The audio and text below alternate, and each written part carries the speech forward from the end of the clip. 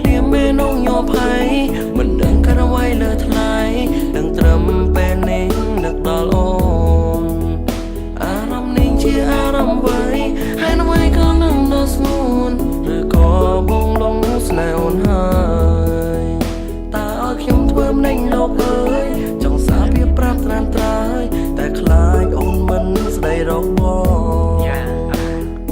តើឬបងធ្វើយ៉ាងណាទៅជីវ៉ាអូននឹងថាបងនឹងស្នេហ៍លើទៅតាំងពីពេលគ្រាដំបងពេលដែលបងជួបមកអូនពេលរំនេះលោកមិនជប់ក៏មិនដឹងមកពីអីព្រោះតែថ្លៃមើលមកបងចិនមកនៅ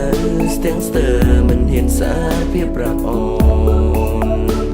ក៏ដឹងថាបងស្រឡាញ់អូនតែបែងដូងមិនហ៊ានសារវាប្រាប់ស្ងួន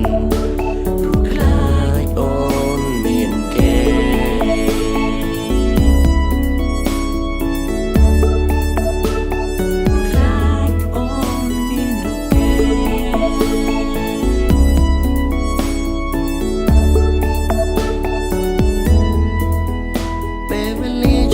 ដំបងបងមិនជួបនឹងអូននៅឯវិទ្យាល័យឃើញអូនភ្លាមមេនងញ័រភ័យមិនដឹងកាត់អ្វីលើថ្លៃដឹងត្រឹមពេលនេះនឹកដល់អូនអារម្មណ៍នេះជាអារម្មណ៍អ្វីហើយអ្វីក៏នឹងដល់ស្ងួនឬក៏បងលងស្នេហ៍អូនហើយតើឲ្យខ្ញុំធ្វើម្ដេចលោកអើយចង់សារវាប្រាប់ត្រានត្រើយតែខ្លាចអូនមិនស្ដីរកបង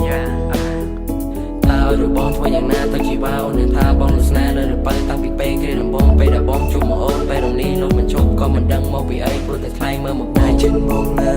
ស្ទាំងស្ទើមិនហ៊ានសារវាប្រាប់អូន